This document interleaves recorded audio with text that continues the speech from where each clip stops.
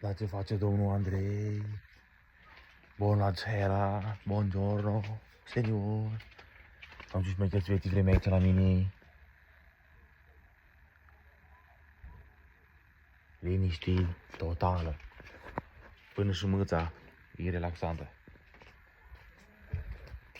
Așa că...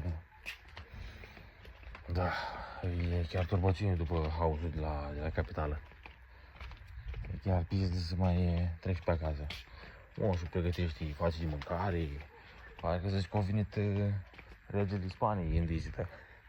Așa că nu pot să mă plâng.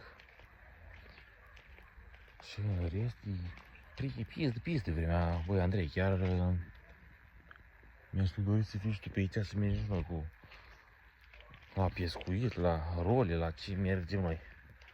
La drifturi, dacă te mai ocupi cu așa ceva.